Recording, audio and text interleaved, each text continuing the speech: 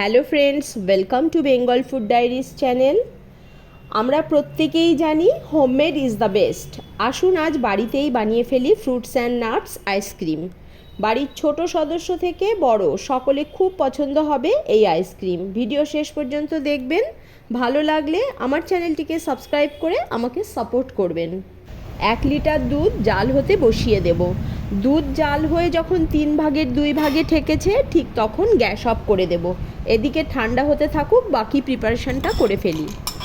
কিছু আলমন্ড ও কাজু মিক্সার গ্রাইন্ডারে দিয়ে গুঁড়ো করে নিয়েছি। নারকেল মিক্সার গ্রাইন্ডারে দিয়ে ঠিক এরকম অবস্থায় 3 চামচ সাইড করে দেব। গ্রাইন্ডারের বাকি নারকেলে দেব চিনি, আবারও গ্রাইন্ড করে নেব। ঠান্ডা দুধে দেব নারকেল ও চিনি গুঁড়ো এবং বাদাম গুঁড়ো, হুইস্কারের সাহায্যে মিশিয়ে দেব। এবার মোল্ডে দেব শ্রেডেড নারকেল, তারপর দুধের মিক্সারটা দিয়ে দেব।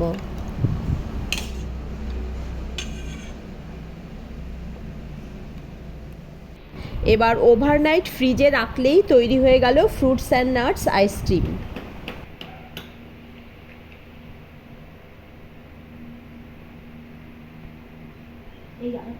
বাড়িতে এইভাবে বানিয়ে অবশ্যই কমেন্ট করে আমাকে জানাবেন। আবার দেখা হবে নেক্সট ভিডিওতে। ভালো থাকবেন, সাথে থাকবেন।